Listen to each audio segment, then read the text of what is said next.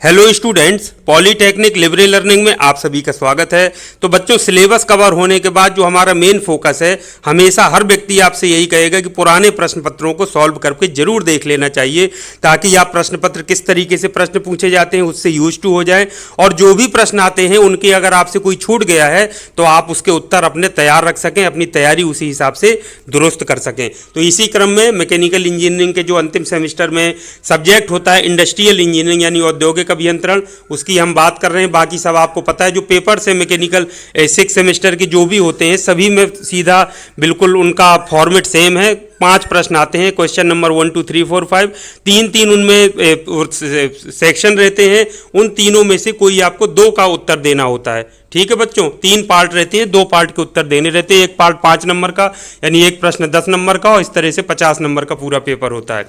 तो आइए, जो हिंदी मीडियम वाले बच्चे हैं, फिर बता रहा हूं कि इंग्लिश वाले प्रश्नों पर फोकस करिए। इंग्लिश के प्रश्नों को समझने की आदत डालिए, टेक्निकल वर्ड्स को समझिए, उसी के हिसाब से उत्तर देने की आदत डालिए।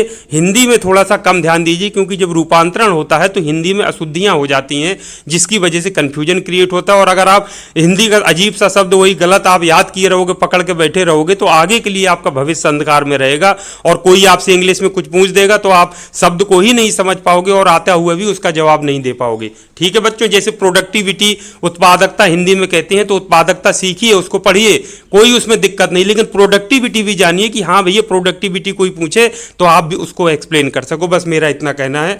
शुरुआत करते हैं। क्वेश्चन नंबर 1 में 3 पार्ट हैं। What factors are responsible for low productivity, explain briefly. यानी लो प्रोडक्टिविटी यानी कम उत्पादकता के लिए व्हाट फैक्टर्स मतलब कौन से कारक रिस्पॉन्सिबल या जिम्मेदार हैं, एक्सप्लेन ब्रीफली, उनको संक्षेप में समझाना है। बी है व्हाट इज स्टैंडर्डाइजेशन। स्टैंडर्डाइजेशन का मतलब होता है मानकीकरण। How it is related to productivity, यह प्रोडक्टिविटी यानी कि उत्पादकता से किस तरह से संबंधित है, दोनों में आपको संबंध बताना है और इसमें लिख देना है। ठीक है बच्चों, कि मानकीकरण से उत्पादकता में कैसे वृद्धि होती है, इसके बारे में फोकस करते हुए लिखना है। What is method study. Method का मतलब होता है कार्य विधि अध्ययन। स्टेट यानी 3 objectives of method study. Method study के कोई 3 उद्देश्य बताना है। ज़्यादा आते हों, बहुत सारे हैं, ज़्यादा लिख दीजिएगा, मैंने सारे पढ़ाए हैं आपको, उसको बढ़िया से तैयार करके लिख दीजिए। जो अच्छे से आते हैं वो पार्ट कर लीजिए। दूसरा है बच्चों, ए पार्ट है what are various recording techniques used in method study. Method study में कौन कौन सी विभिन्न प्रकार की रिकॉर्ड करने की तकनीकें इस्तेमाल की जाती हैं, उनके बारे में आपको बताना है इस प्रश्न में।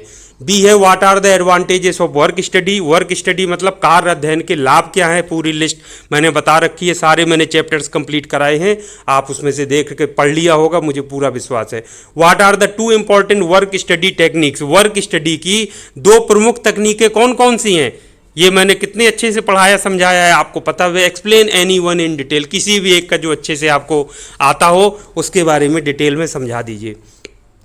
तीसरे प्रश्न की तरफ बढ़ते हैं। What is थर्बलिक्स। थर्बलिक्स बहुत इंपॉर्टेंट टॉपिक होता है, हमेशा पूछा जाता है, पूछा गया है। List any 5 therbligs with symbols. कोई भी 5 थर्बलिक्स जो आसान आपको लगते हो, संकेतों सहित बढ़िया टेबल बना करके एक्सप्लेन कर दीजिए। Explain the principle of motion economy for design and arrangement of work place. कार्यस्थल की डिजाइन और व्यवस्था से संबंधित जो मोशन इकोनॉमी के जो मितव्ययिता के जो सिद्धांत होते हैं उनको आपको बताना है। ठीक है बच्चों। अब सी है डिफाइन अलाउंस। अलाउंस क्या होता है, इसको आपको परिभाषित करना है। List various allowances considered for standard time estimation. मानक समय आगणन के लिए जो विभिन्न प्रकार के अलाउंसेस पर विचार किया जाता है वो आपको बताना है, उनकी पूरी लिस्ट बताना है।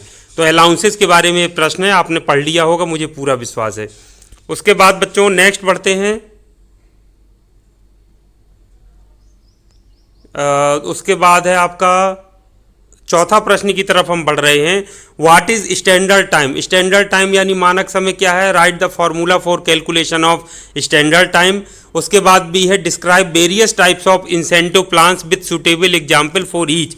कह रहे इंसेंटिव्स आप जानते हैं क्या होता है, तो इंसेंटिव प्लान जो होते हैं विभिन्न प्रकार के वो लिखना है और उनके उदाहरण देते हुए उसको पूरा प्रत्येक को आपको समझाना है। Clearly define wage incentive and salary with example. उदाहरण दे करके आपको वेज और इंसेंटिव और वेतन में आपको अंतर बताना है या उनको परिभाषित करना है।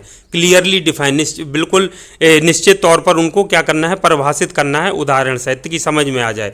5वें का ए है आपका what are the various types and causes of accidents describe.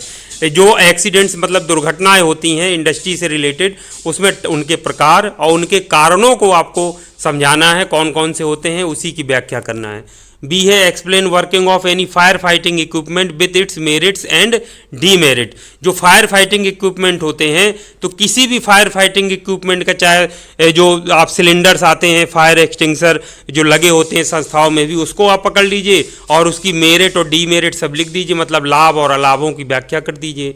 As per factories act 1948, factory act 19 या कारखाना अधिनियम कहते हैं ना, 1948 में बना था।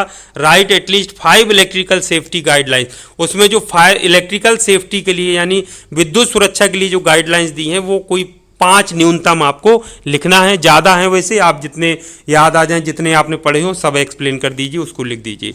तो ये था बच्चों इंग्लिश वाला पेपर। अब जल्दी से एक नज़र हिंदी वाले में भी डाल लेते हैं, लेकिन इंग्लिश वाला आप सभी बच्चों को जरूर देखना है, उससे ही आपको अच्छे से परिचय होना है। इसमें बढ़िया इसको ट्रांसलेट किया गया है। निम्न या कम उत्पादकता के लिए कौन से कारक उत्तरदायी हैं, संक्षिप्त वर्णन करिए। मानकीकरण या स्टैंडर्डाइजेशन क्या है, इसका उत्पादकता से क्या संबंध है, बहुत बढ़िया।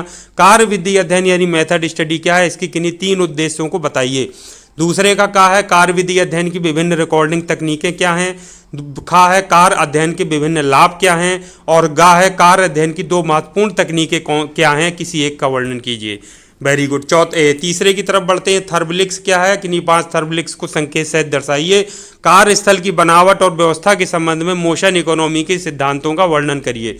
भत्ता या अलाउंस क्या होता है, मानक समय के अनुमान में प्रयोग होने वाले विभिन्न अलाउंस का उल्लेख कीजिए। Very good. चौथा है मानक समय से आप क्या समझते हैं, इसकी गणना के लिए सूत्र लिखिए।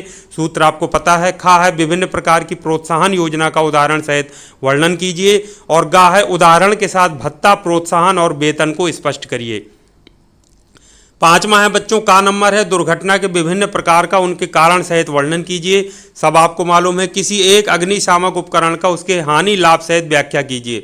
और गा है फैक्ट्री एक्ट 1948 के अनुसार विद्युत सुरक्षा के कम से कम 5 निर्देशों को लिखिए, जो गाइडलाइंस है वो सब मैंने पूरा पढ़ा दिया है। बस आप पूरे चैप्टर्स का रिवीजन करके ये कम से कम 3 पेपर्स आपको मान के चलना है कि सॉल्व करना है, उससे बिल्कुल यूज टू हो जाना है कि कोई भी सिलेबस से प्रश्न पूछ लिया जाए आप उसका उत्तर दे पाने में सक्षम हो सके। तो बच्चों पढ़ाई करते रहिए, मेहनत करते रहिए और पेपर्स की प्रैक्टिस जरूर कर लीजिए पुराने प्रश्न पत्रों की, ताकि आप बिल्कुल ना सिर्फ अच्छा लिख सके, नंबर भी अच्छे हैं और बाकी भविष्य के लिए भी आप यूज टू हो जाएं प्रश्नों से। ये बहुत जरूरी चीज़ है। और हिंदी मीडियम वाले इंग्लिश का विशेष तौर पर फोकस करेंगे, उसको प्रश्न किस तरीके से पूछे जाते हैं और क्या उत्तर लिखना है उस पर जरूर अपना ध्यान देंगे। तो थैंक यू वेरी मच। उम्मीद करता हूँ कि बहुत अच्छे नंबर आएंगे, अच्छे से प्रैक्टिस करेंगे। फिर मिलते हैं नेक्स्ट पेपर्स में। Thank you very much. आप सभी का दिन शुभ हो।